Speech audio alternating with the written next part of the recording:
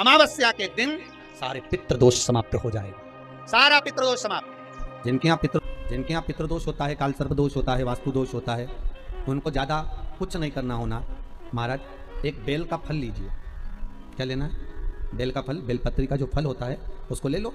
उसके अंदर का जो गुर्दा होता है, अंदर का जो भाग होता है, उसको निकाल लीजिए और उस बेल के फल में आटा सेक कर उसमें शक्कर मिलाकर उसको उसके अंदर भर लीजिए। अमावस्या के दिन सुबह 10 बजे से पहले उस बेल फल में जिसमें तुमने पंजेरी भरी है, आटा सेक कर भरा है शक्कर के साथ में, उसको अपने घर में घुमाने के बाद में जिसको काल सर्प दोष बताया है, पितृदोष बताया है या वास्तु दोष का स्मरण बताया है, घर में सब दूर घुमाकर अपने परिवार का हाथ का स्पर्श कराकर पीपल के पेड़ के नीचे तक खड्डा खोदकर उस बेलपत्र के उस फल को दाब दीजिए। उस फल को उसमें दबा दीजिए।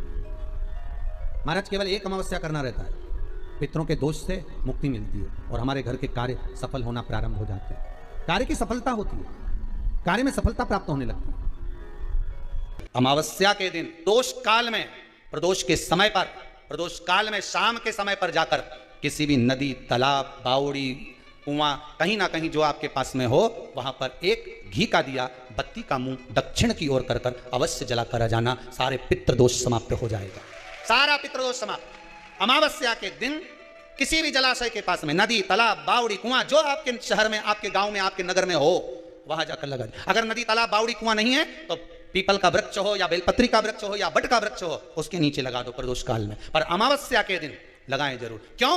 क्योंकि अमावस्या के दिन पितृ शाम के समय प्रदोष काल में शंकर भगवान का नाम जाप कर कर नदी, तालाब, बावड़ी पर पानी पीने जाते हैं। वहां से जल का आचमन कर कर पितृ अपने लोक को चले जाते हैं प्रदोष काल के समय पर। इसलिए प्रदोष काल में जलाशय के पास में बावड़ी, कुआं, नदी, तालाब के किनारे पर दिया लगाया जाता है दक्षिण की ओर मुख कर कर बत्ती का। तो पितृ आशीर्वाद देते हुए जाते हैं कि फलो फूलो, आगे बढ़ो, उन्नति करो, तरक्की करो। ये पितरों का आशीर्वाद रहता है, पितरों का वर रहता है। आप देंगे उसको मिलेगा। पितृदोष है ये आपको कैसे मालूम पड़ेगा? पितृ भूखे हैं, इसका तो वर्णन हमने पहले कर दिया कि रात्रि को जब आप सोने के बाद में 1-1.5 घंटे बाद अगर आपकी नींद खुल जाए, 1 घंटा 1.5 घंटा आप सोइए, उसके बाद जो नींद खुली तो 1-1.5 घंटे तक आपको नींद नहीं आ रही है, रात्रि को सोने के बाद में 1 घंटे बाद जब उठे तो आपको प्यास लग गई, भूख लगने लगी, प्यास लगने लगी कि मेरे को पानी पीना पड़ेगा, घबराहट हो रही, पानी पीना पड़ेगा। 1-1.5 घंटे सोने के बाद अचानक नींद खुले और आपको प्यास लगे, समझ लेना आपके पितृ भूखे हैं और प्यास हैं, भूखे और प्यास हैं, उनको जल की जरूरत है। किसी भी नदी में, सरोवर में, कुंड में, बावड़ी में, तालाब में, आप तीर्थ में जाकर जब स्नान करते हैं तो स्नान करने के बाद एक काम का नियम बना लो कि अपने हाथ की अंजलि में जल लेकर अपने पूर्वजों को देना। प्यासे रहते हैं। 3 वृक्ष पितरों के तुल्य हैं। पहला पीपल, दूसरा बट वृक्ष, तीसरा बेलपत्र का वृक्ष। ये पितरों के तुल्य हैं।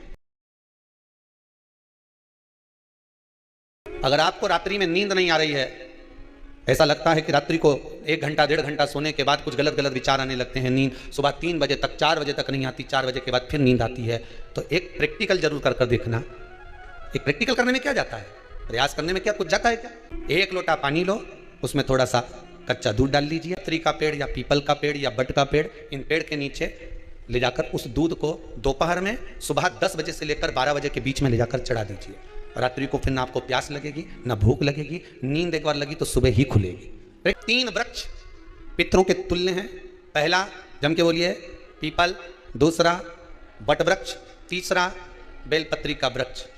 3 पीपल के वृक्ष में 52,000 ब्राह्मण एक साथ निवास करते हैं, इसलिए पितृतुल्य है। बट वृक्ष ब्रह्मा जी के मस्तक से बना, इसलिए पितृतुल्य है। और बेलपत्री का वृक्ष माता पार्वती जी के अश्रु से बना।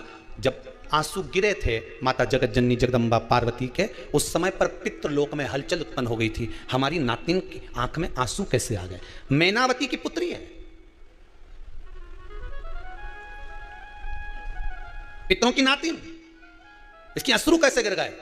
पार्वती जी ने कहा ये आंसू नहीं, मेरा पुण्य भाग प्रकट करती हूं बेलपत्री के रूप में। तो पितरों ने वर दिया था कि ये बेलपत्री का वृक्ष हमारा आशीर्वाद है, इसके नीचे अगर कोई दीप लगाता है, शिव को स्पर्श कर चढ़ाता है, उसके पितरों की शांति होगी, हम स्वयं उसको आशीर्वाद देने के लिए पधारेंगे। बेलपत्र का वृक्ष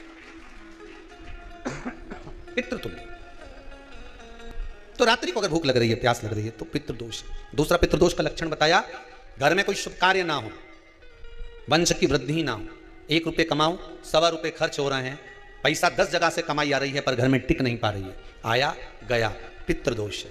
जरा सी कटोरी पड़ी है उसके पीछे विवाद चालू हो जाए, पानी ढुल गया उसके पीछे विवाद हो जाए, या छोटी छोटी बात में घर में क्लेश मचा हुआ है, पितृदोष है। समझ लो हमारे पूर्वज हमसे खुश नहीं, प्रसन्न नहीं। सारी दुनिया के लोग तुमसे कह रहे हैं तेरे घर में पितृदोष है, 1 रुपये कमाते हो 1.25 रुपये खर्च होता है, मानसिक टेंशन बना रहता है। घर में एक व्यक्ति बीमार है, ठीक हुआ, दूसरा बीमार पड़ गया, दूसरा ठीक हुआ, तीसरा बीमार पड़ गया, तीसरा ठीक हुआ, चौथा बीमार पड़ गया। मतलब कहीं ना कहीं पितृ का भाव, पितृदोष का भय है। किसी ने कहा तुमसे कि तेरे यहाँ पितृदोष है?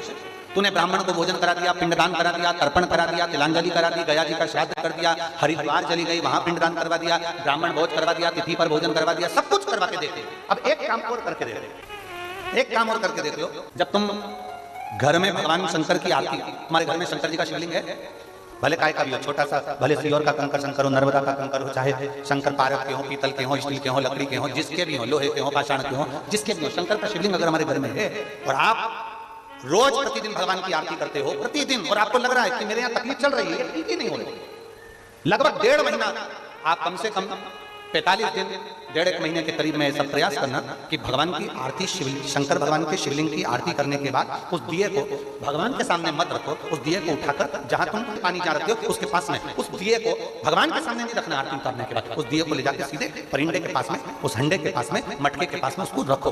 केवल 1.5 महीना कर देखना। 1.5 महीने के बाद तुम्हें मालूम पड़ेगा कि हम वापिस उन्नति की सीढ़ी पर चढ़ना प्रारंभ कर दिए, हमें फल मिलना चाहिए।